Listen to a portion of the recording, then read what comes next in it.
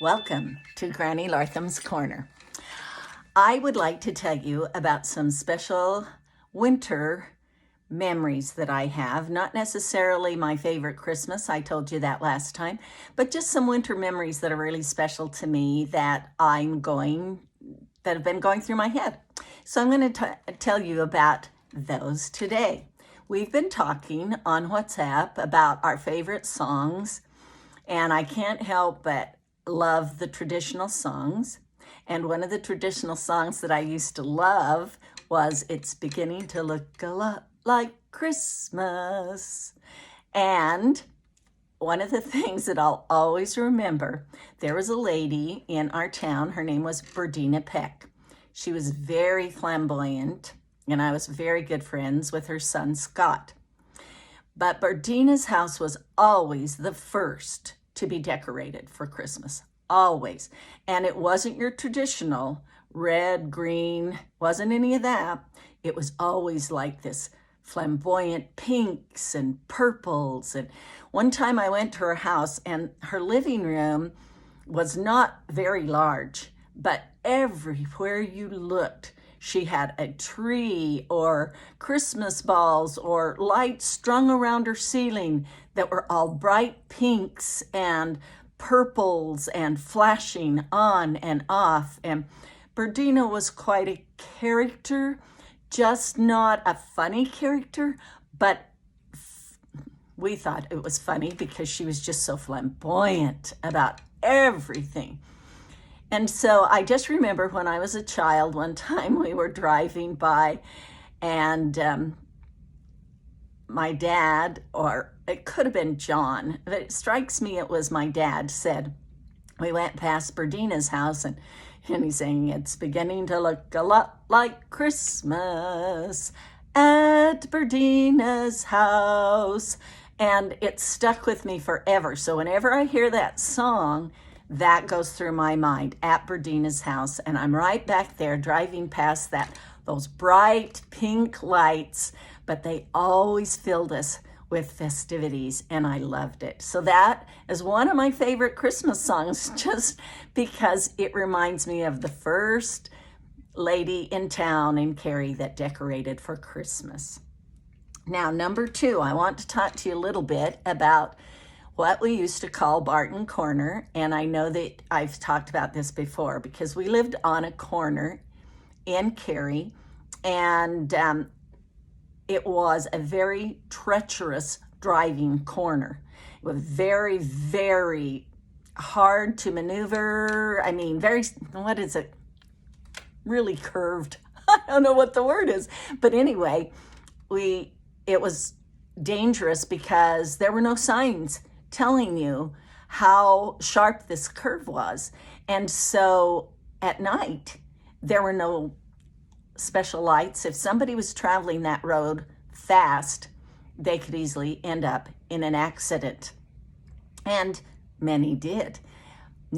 Since then, they have bypassed Barton's Corner and made the road more straight so that so many accidents don't happen. But I always remember that on Barton's Corner in the winter, it was very treacherous. Even if people didn't come around that corner at a fast speed, if there was lots of snow, and there always was when I was growing up, it could be very, very dangerous and they could slip. I remember several times getting a knock at the door late at night or the wee hours of the morning, 2, 3 in the morning, people knocking at the door saying, sorry, we've had an accident. Is there any way you can help us?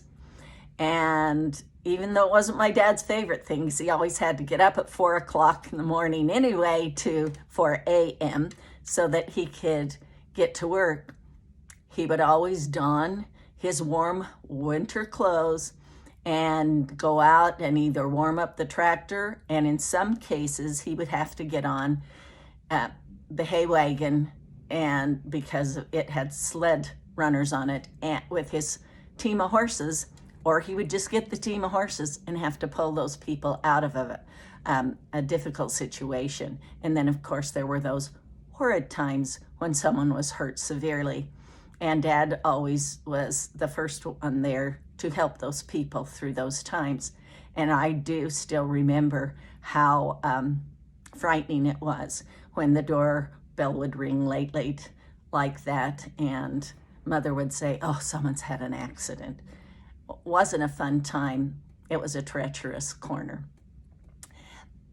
But I always remember how sweet it was of my dad to be there, to be able to help them in some way. Now, let's see. The other experience about winter that I truly loved was hooky bobbing. And I know we've talked about this before, or maybe I have, but we would tie the sleigh, the old sleighs with runners, and I still have ours, and it's the same one, we hooked onto the back bumper of cars. And we'd bundle all up, and then we'd hook the sleigh to the back of the car bumper, and you'd go on old country roads, and sometimes you could put two on the sleigh, sometimes just one. Sometimes we'd hook one sleigh, tie another sleigh behind that one. That was not always a good thing, because a lot of times the sleigh behind would get going faster or something. You can cause a lot of accidents. The last time I remember hooky bobbing, we put the sleigh on the back of John's car. He, of course, was a lot older than I, and I was just a kid. And John was always kind of ornery, thought he was funny, but he scared the bejeebers out of me a lot. And so what happened was he tied it on. I was all excited. I think I was the only one. I think there were more of us that went, and then I still wanted to go. So John said, okay, so he figured, well, he'll give me a ride.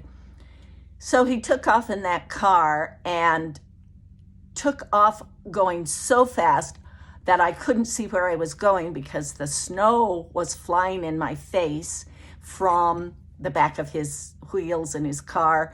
And I just got snow caught when I'd say, stop, enough. I was trying to get him to stop. And of course, John was just trying to give me the ride of my life, and he hadn't wanted to take me again. So he figured, well, I'll show her, stinker.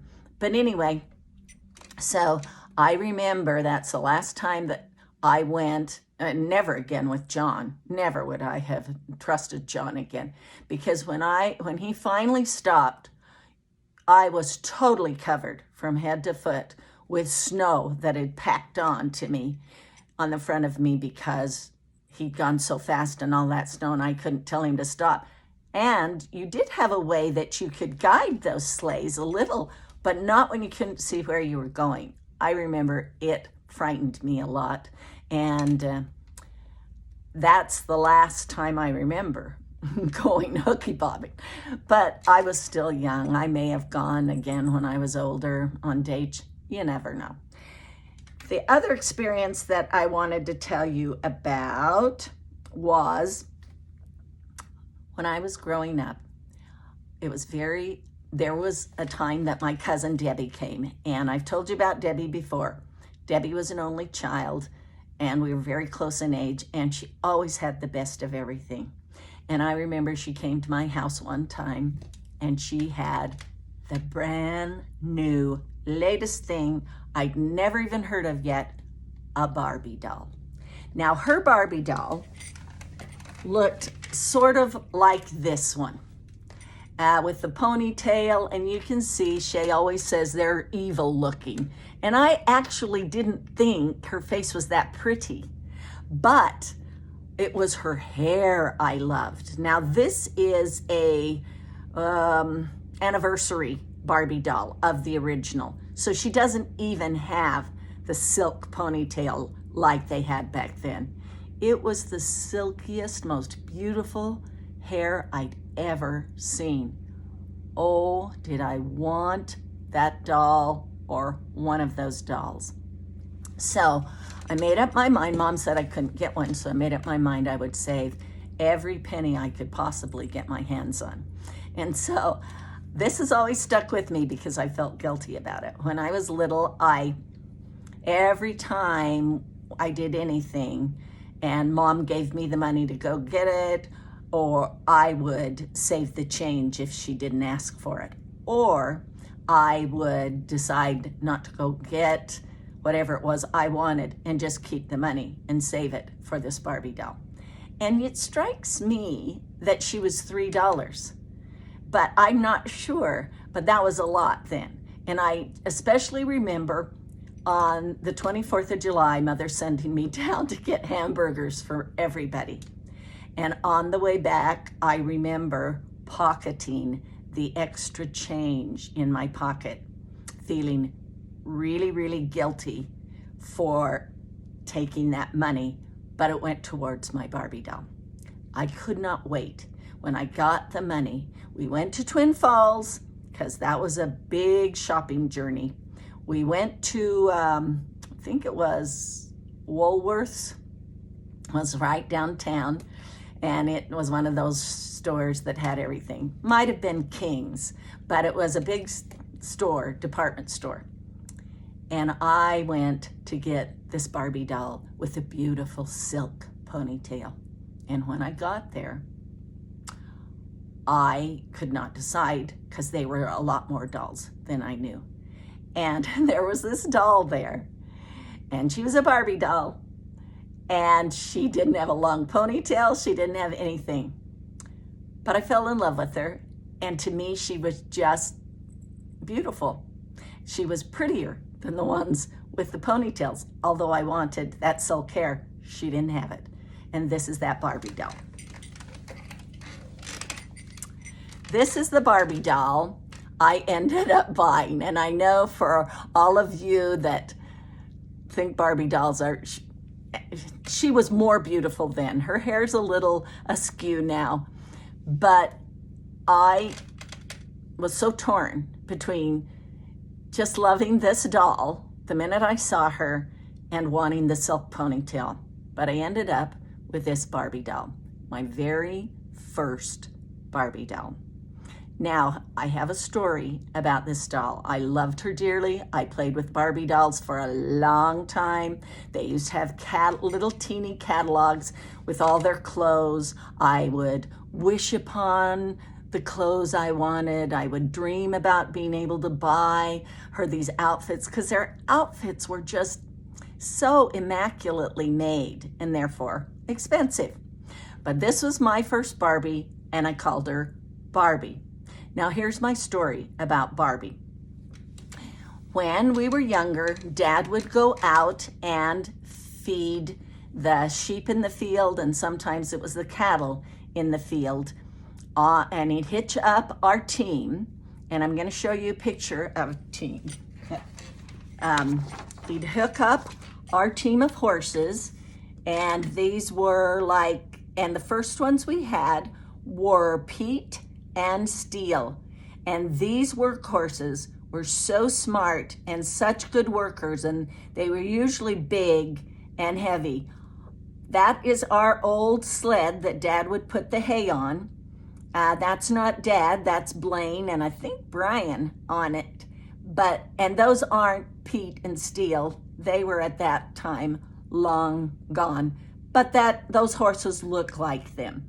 And if you notice how intricate their harnesses are, and it took quite a bit to get them hooked together so that they would act as a team. And if you're going to put bells on them, this is where they put them, and the bells always had this kind of a sound. You know, not a high jingle, but a deep, low jingle. And we loved it. Well, one day, Dad would often take us, hook our sleigh, our little sled, on the back of his hay wagon, and we would go out with him. And I think I've told you that before. Well, this particular day, Mary Lee had her best friend over, Linda Simpson, and they wanted to go out without me. I was always a third wheel to Mary Lee. But they wanted to take dolls. So Mary Lee got her doll, and Linda wanted to take my Barbie doll. Oh, how I did not want to let her take my Barbie doll. But I had bought this special coat for my Barbie doll, and you know, she had a scarf and this white coat, and so I dressed her all warm to go out on the sleigh with Linda. And they went out, and when they came back and I asked for my Barbie doll, Linda didn't have it. Nobody had it. Nobody knew where it was. Well, you can imagine how that made me feel. I was livid with Linda. I don't remember how I reacted. I know I probably didn't dare throw a fit because she was company and she was apologizing all over the place. And so off we went out there to try and find, and the snow was deep, up about to your knees. So out I went and tried to go through where the runners of the sleigh had made marks, and I walked all through there frozen, crying because I could not find this Barbie doll. Where could she be? And she could be so deep in the snow somewhere, or she could have been run over, that I'd never find her. I was so upset.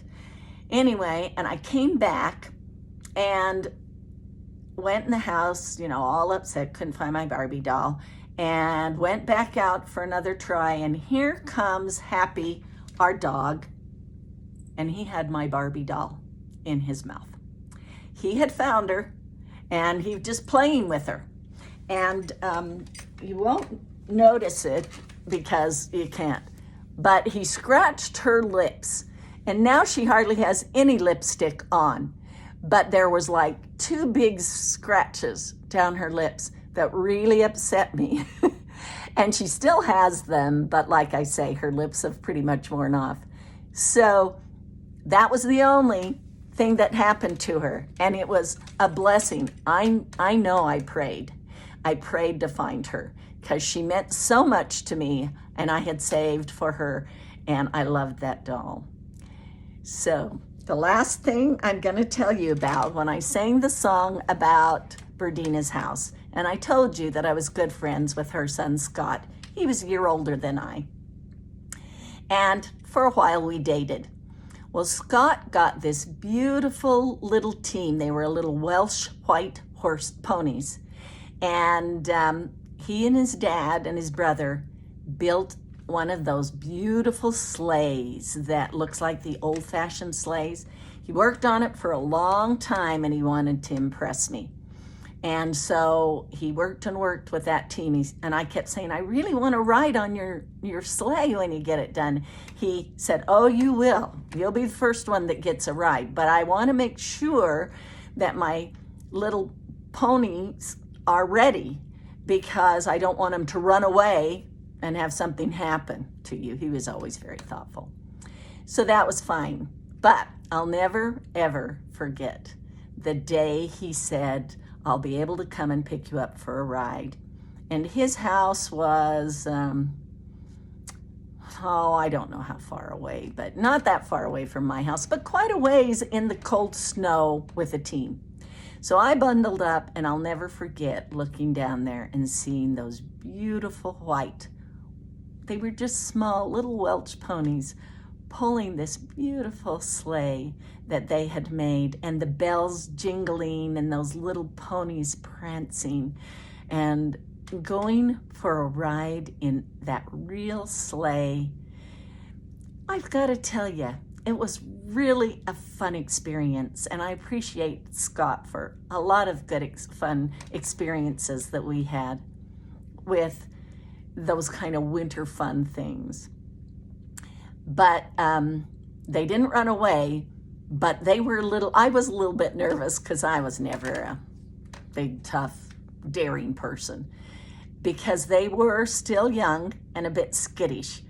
And I admired how well he was able to keep control of them, and gave me that first ride in wasn't a 1-horse, it was a 2-horse open sleigh. But it was a wonderful memory of Christmas. I hope you've enjoyed. It's been fun for me to remember these memories. Love you all. This is the song that never ends. Boop, boop, boop.